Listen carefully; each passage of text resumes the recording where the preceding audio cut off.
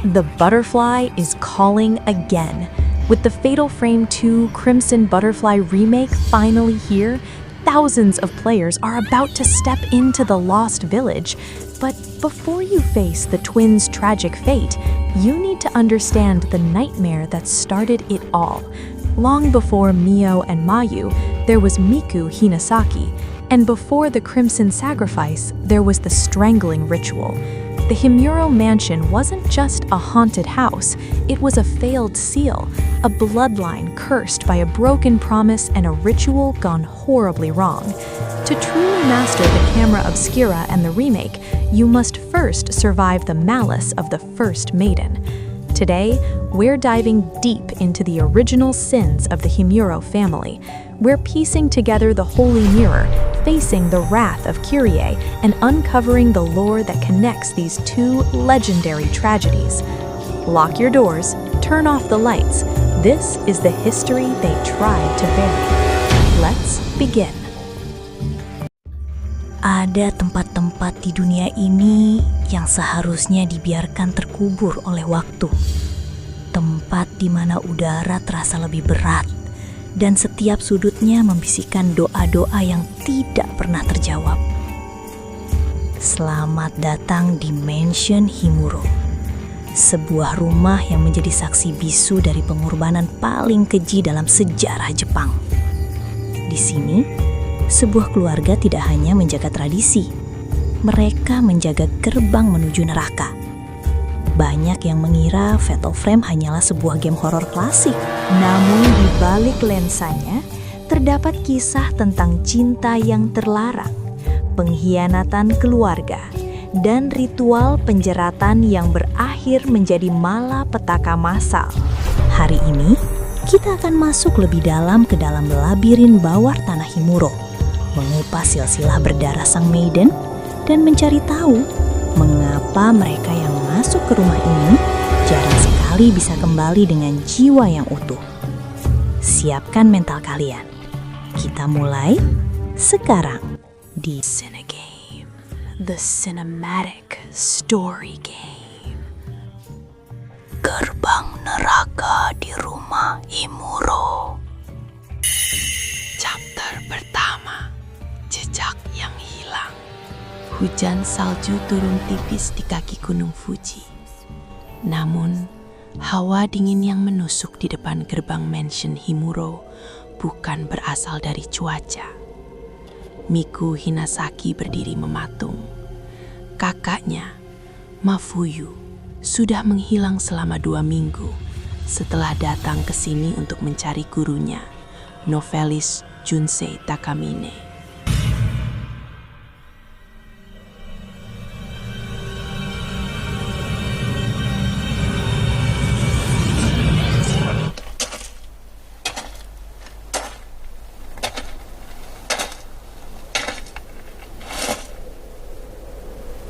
So this is Himuro Mansion.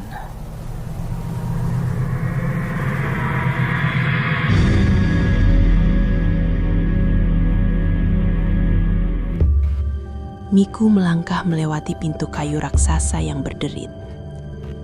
Mafuyu? Suaranya tertelan kesunyian lorong kayu yang membusuk. Bau apek kayu tua dan kemenyan menyengat. Miku menyalakan senter.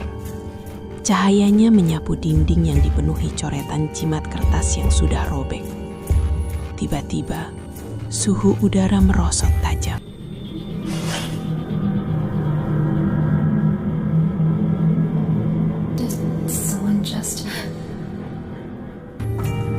Di ujung lorong, sesosok pria berjas gelap melintas masuk ke balik tirai. "Kak, Mafuyu!" Miku berlari mengejar. Namun, saat tirai disingkap, ruangan itu kosong. Hanya ada sebuah catatan usang di lantai. Ritual itu gagal. Tali itu harus ditarik.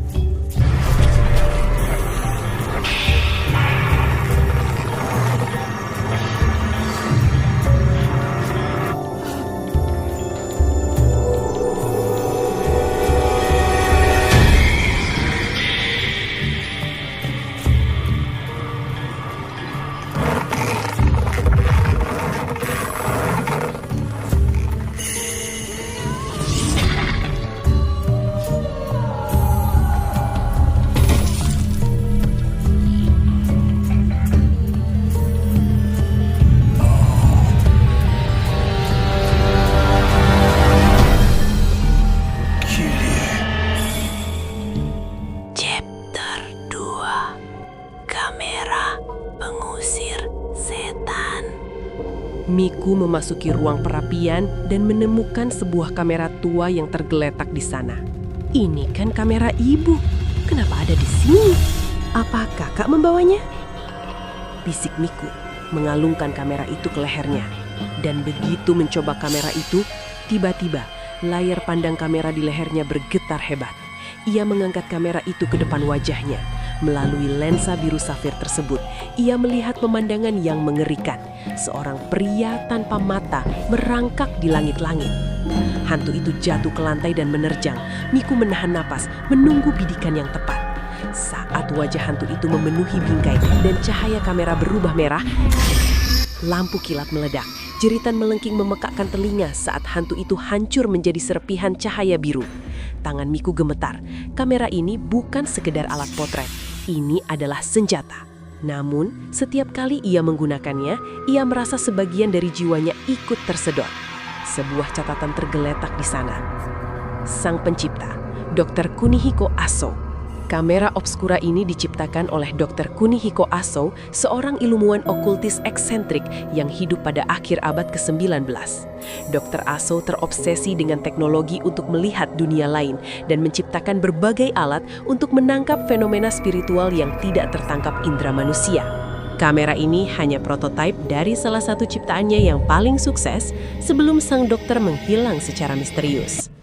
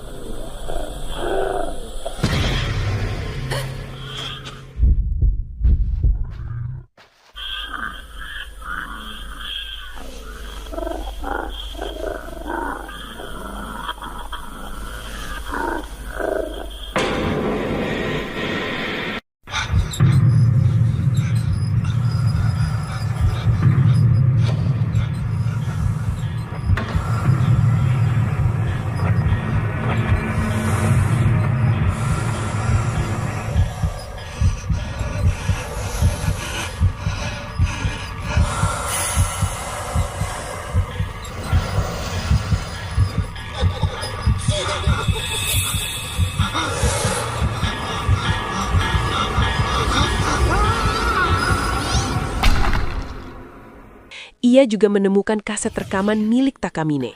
Suara di kaset itu terdengar paranoid. Keluarga Himuro menjaga gerbang menuju neraka malis. Mereka melakukan ritual penjeratan untuk menutup gerbang itu. Tapi ada yang salah.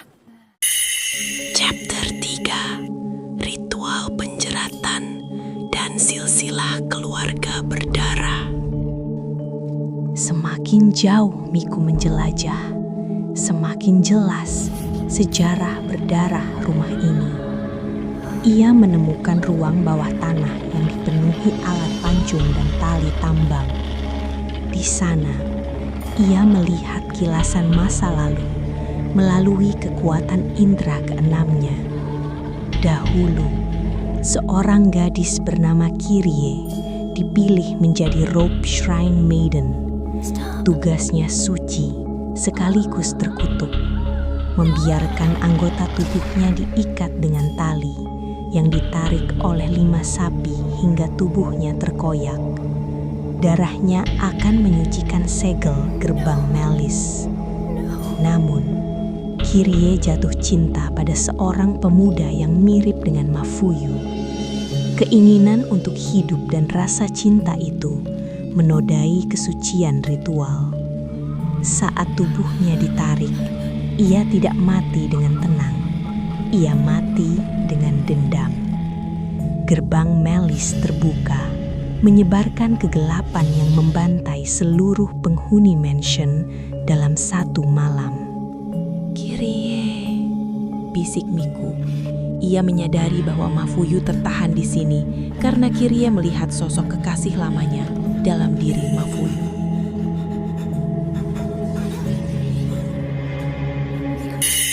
Silsilah berdarah dan dosa warisan. Di dalam perpustakaan terlarang yang pengap, Miku menemukan gulungan silsilah keluarga Himuro yang ditulis dengan tinta darah yang menghitam. keluarga ini bukan sekedar bangsawan lokal. Mereka adalah penjaga ambang batas. Garis keturunan sang penjaga. Keluarga Himuro dipimpin oleh seorang kepala keluarga yang disebut Master, yang memiliki otoritas mutlak. Dalam catatan itu, nama Master Himuro terakhir tertulis dengan coretan kemarahan. Ia adalah pria yang terobsesi pada tradisi melebihi kemanusiaan. Silsilah mereka menunjukkan bahwa setiap generasi harus melahirkan seorang gadis dengan kemampuan spiritual murni yang disebut memiliki indera keenam yang tajam untuk dijadikan tumbal. Pemilihan sang maiden, the selection. Miku membaca tentang the strangling ritual alias ritual penjeratan. Silsilah itu mencatat nama-nama gadis sebelum Kyrie yang telah menjadi tumbal. Mereka tidak dianggap sebagai manusia, melainkan kunci. Jika seorang gadis lahir di keluarga ini dan mampu melihat hal-hal yang tak terlihat sejak kecil, takdirnya sudah terkunci di ruang bawah tanah. Topeng pembuka mata batin, the blinding mask. Ada cabang silsilah yang menceritakan tentang ritual pendukung, the blinding ritual. Untuk memastikan ritual utama berjalan lancar, seorang gadis lain dipilih untuk memakai topeng penglihatan yang ditusuk jarum. Gadis ini akan kehilangan penglihatannya secara fisik agar bisa melihat gerbang neraka dengan mata batinnya. Miku menyadari bahwa hantu tanpa mata yang menyerangnya sebelumnya adalah korban dari bagian silsilah ini.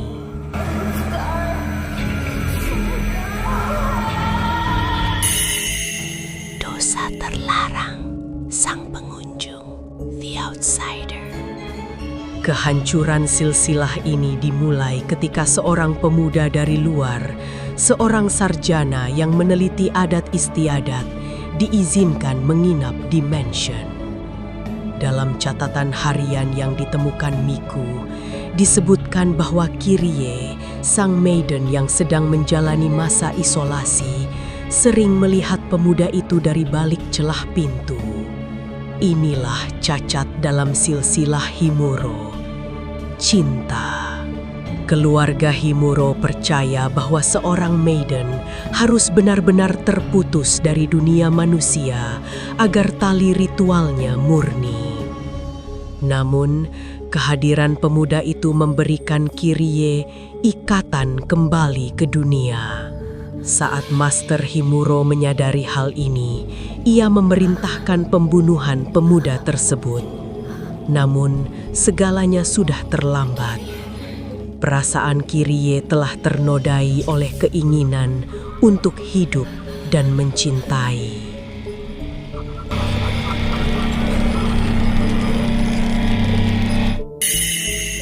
Malapetaka dan cermin suci. Membaca catatan terakhir di silsilah itu sampai membuat tubuh Miku bergetar ketakutan. Saat ritual berlangsung, tali-tali yang ditarik oleh sapi-sapi itu tidak hanya mematahkan tulang Kyrie, tetapi juga mematahkan segel gaib mansion tersebut. Roh-roh dari The Abyss meluap keluar, memecahkan cermin suci, Holy Mirrors. Master Himuro dalam keputusasaannya melakukan bunuh diri massal bersama seluruh pelayan dan keluarga besar untuk mencoba membendung kegelapan. Namun mereka semua justru terjebak menjadi hantu penasaran yang menjaga mansion tersebut selamanya.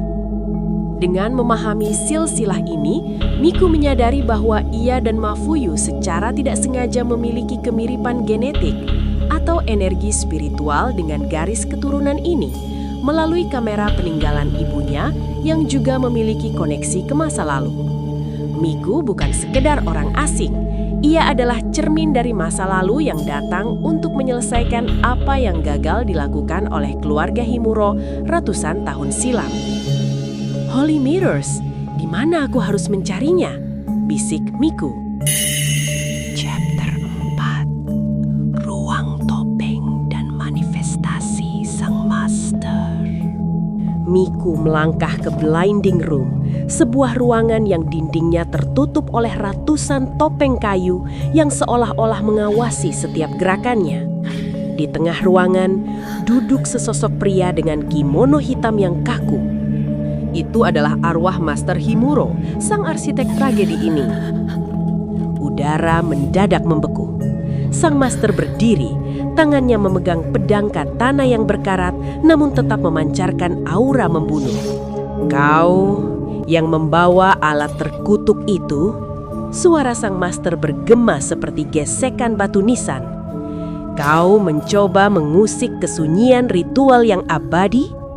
Miku mengangkat kamera obskura, tangannya gemetar namun matanya tajam. Tradisi ini bukan kesucian, ini adalah pembantaian. Kau membunuh Kirie karena ketakutanmu sendiri. Master Himuro tertawa dingin, sebuah suara hampa tanpa jiwa. Dunia ini rapuh, nak. Malice adalah kegelapan yang akan menelan segalanya. Seorang maiden hanyalah harga kecil yang harus dibayar demi keselamatan ribuan nyawa. Cinta adalah racun yang menghancurkan segel itu. Kau yang menghancurkannya, seru Miku. Kau membunuh pria yang dia cintai dan berharap dia bisa mati dengan tenang? Kau yang menciptakan monster itu. Tanpa peringatan, Sang Master menerjang. Gerakannya patah-patah, seperti boneka yang digerakkan benang gaib. Miku menghindar, menabrak rak topeng yang jatuh berantakan. Ia membidik melalui lensa. Cahaya kamera menghantam Sang Master, namun ia hanya mundur selangkah. Darah Himuro menuntut kepatuhan. Teriak Sang Master sambil mengayunkan pedangnya, membelah meja kayu di samping Miku. Chapter 5. Labirin bawah tanah. The Moon Shrine. Setelah mengalahkan manifestasi dendam Sang Master, Miku menemukan jalan rahasia menuju Moon Shrine. Ruangan ini adalah jantung dari seluruh mansion. Di sini, cahaya bulan masuk melalui celah langit-langit yang melingkar, menyinari genangan air jernih yang di tengahnya terdapat altar batu. Disinilah ritual blinding atau kebutaan dilakukan. Miku melihat visi masa lalu. Seorang gadis kecil dipaksa memakai topeng yang bagian matanya memiliki duri panjang. Kenapa harus sesadis ini? Bisik Miku pada kegelapan. Ia menemukan buku harian terakhir dari asisten ritual. Terungkap bahwa keluarga Himuro bukan hanya takut pada kegelapan di luar, tapi juga kegelapan di dalam diri mereka. Mereka percaya bahwa dengan menyiksa tubuh fisik, jiwa sang tumbal akan menjadi kosong dan mampu menampung beban Malice. Silsilah mereka bukan tentang kehormatan, melainkan tentang pengorbanan yang sistematis. Ia juga menemukan salah satu pecahan Holy Mirrors dan sebuah gulungan tua yang menceritakan kisah tentang 5 dewa.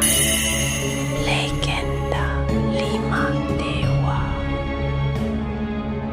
Asal-usul cermin ini berakar pada mitologi Shinto di wilayah tersebut. Dahulu, wilayah sekitar mansion Himuro dilindungi oleh 5 dewa. Sebelum mereka pergi, mereka meninggalkan 5 cermin suci, dikenal sebagai Mirrors of the Five Gods, yang disimpan di 5 kuil berbeda di sekeliling mansion.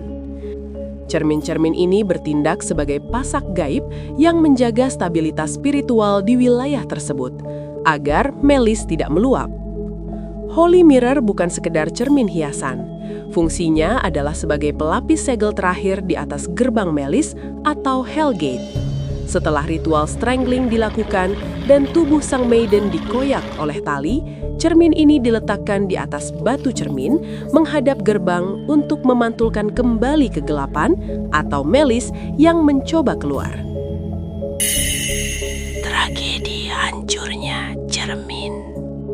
Pada tahun 1837, ketika ritual Kyrie gagal karena noda cinta, beban kegelapan menjadi terlalu besar sehingga Holy Mirror yang asli hancur berkeping-keping.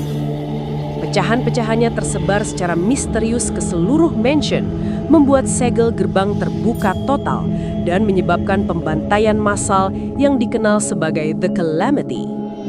Ditambah lagi, sebuah gempa bumi kecil tahun 1986 menyebabkan sisa cermin di kuil-kuil sekitarnya pecah yang memicu kembalinya kekuatan penuh arwah Kyrie. Salah satu rahasia paling menarik adalah bahwa satu kepingan terakhir Holy Mirror sebenarnya tertanam di dalam kamera obscura yang dibawa Miku. Inilah alasan mengapa kamera tersebut memiliki kekuatan luar biasa untuk melihat dan melukai roh. Karena memang kamera ini ditenagai oleh fragmen artefak dewa. Cermin ini memiliki kekuatan pemurnian atau purification yang mampu mengubah energi kebencian menjadi kedamaian. Chapter 6. Transformasi kamera dan kekuatan terakhir. Di altar Moon Shrine, Miku menemukan sebuah kristal biru bersinar, glowstone. Saat ia memasangkannya ke kamera obscura, lensa kamera itu berputar dan memancarkan cahaya keemasan. Ini adalah final lens. Kamera ini kini bukan lagi sekedar alat perekam. Ia telah menjadi wadah doa-doa dari mereka yang ingin bebas dari kutukan Himuro. Miku menyadari bahwa untuk menyelamatkan Mafuyu dan menenangkan Kyrie, ia tidak boleh membenci Kyrie. Ia harus menunjukkan bahwa dunia luar masih memiliki kebaikan. Chapter 7. Perjalanan menuju gerbang terakhir, The Hell Gate. Miku menuruni tangga spiral yang seolah tak berujung.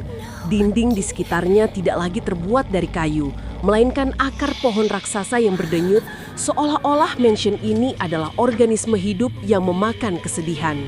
Suara tangisan ribuan arwah mulai terdengar. Ini adalah Melis, kumpulan dendam dari setiap orang yang mati di rumah ini selama berabad-abad. Mereka semua terikat oleh satu tali yang sama, tali Kyrie. Miku, tolong aku. Suara Mafuyu terdengar samar dari dasar jurang. Miku mempercepat langkahnya. Ia melihat gerbang raksasa dari batu hitam yang diukir dengan wajah-wajah menderita.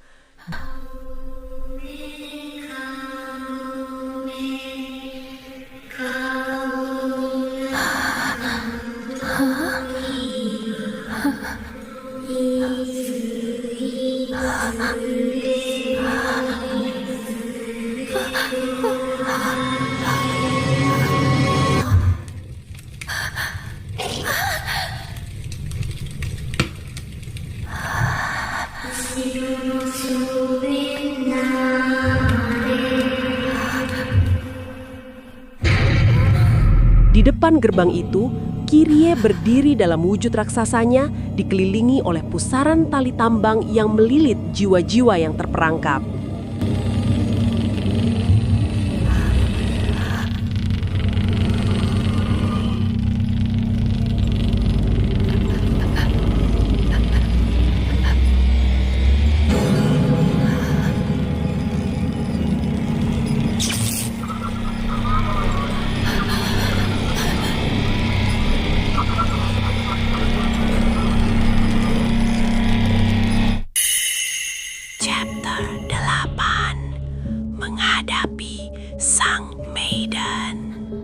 Miku tiba di Abyss, sebuah ruang gua di bawah mansion tempat gerbang Melis berada.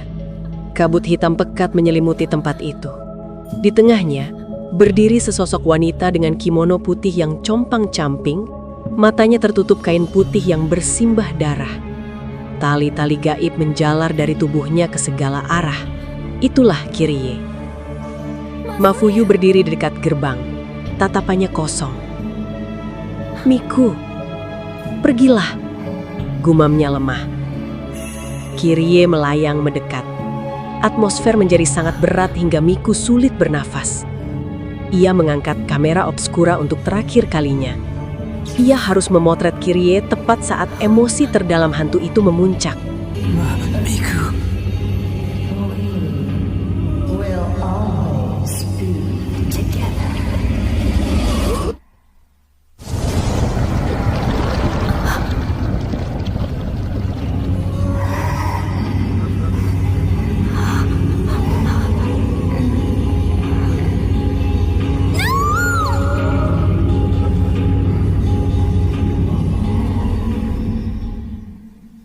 Di tengah altar, ia melihat 5 dudukan batu yang kosong. "Cermin itu," bisik Miku. Di tangannya, ia memegang 5 fragmen Holy Mirrors yang ia kumpulkan dengan susah payah dari seluruh penjuru mansion. Saat Miku melangkah maju, Kirie muncul dari kegelapan.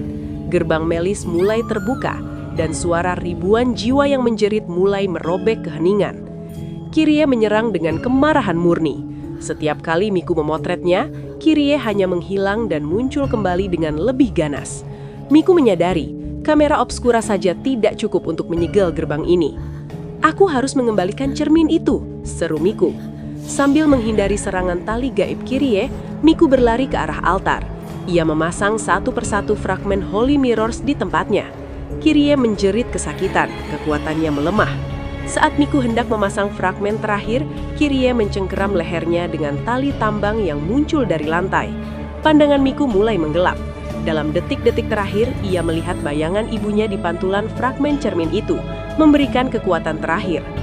Miku melepaskan diri, melakukan satu jepretan zero shot tepat ke wajah Kirie, dan menghantamkan fragmen terakhir itu ke pusat altar. Pertempuran itu pun berakhir dengan keberhasilan Miku menangkap wajah Kirie saat ia masih manusia, seorang gadis yang hanya ingin dicintai.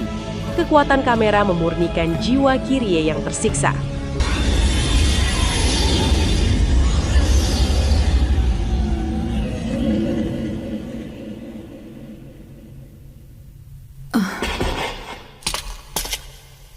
Mafuyu, thank goodness. Chapter terakhir, perpisahan di ambang fajar. Miku tidak hanya memotret Kirie untuk menyakitinya, tetapi untuk memaksanya melihat kembali kenangan masa lalunya yang bahagia, saat ia masih bisa merasakan hangatnya matahari dan cinta sebelum silsilah Himuro menghancurkannya.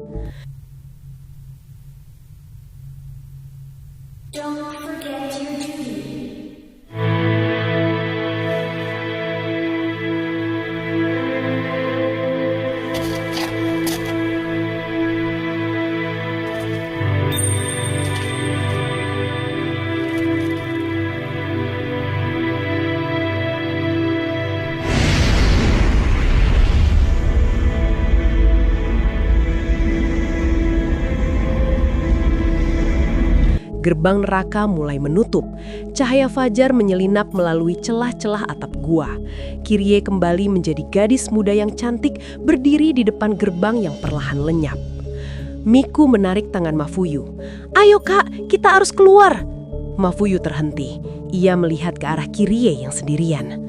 "Dia tidak bisa dibiarkan sendiri lagi, Miku. Jika aku pergi, segelnya akan goyah lagi karena kesedihannya." "Tapi kak..." "Maafkan aku, Miku. Jaga dirimu." Mafuyu melepaskan genggaman tangan adiknya dan berjalan menuju kegelapan bersama Kirie. Miku berlari keluar saat mansion itu mulai runtuh. Ia berdiri di halaman, napasnya tersengal, memeluk kamera obskura yang kini terasa sangat berat. Matahari terbit, menghapus kabut di Gunung Fuji. Mansion Himuro kembali sunyi, menyimpan rahasia tentang kakak yang takkan pernah kembali dan seorang gadis yang akhirnya menemukan kedamaian dalam kegelapan. Epilog, cahaya dalam kegelapan. Saat gerbang akhirnya tertutup dan Mafuyu memilih untuk tinggal, Miku keluar ke halaman mansion. Ia melihat kamera obskura di tangannya retak dan lensanya pecah. Tugas kamera itu selesai. Silsilah Himuro yang berdarah berakhir malam itu, terkubur di bawah reruntuhan bersama mereka yang tak bisa melepaskan masa lalu. Nah, gimana? Kalau kalian suka dengan cerita kayak gini, please support dengan sesimpel menekan tombol like dan subscribe. Dan terima kasih buat yang telah menyimak sampai akhir. Untuk selanjutnya, kalian mau cerita game apa? Tulis saja di kolom komentar, bebas. Sampai jumpa lagi.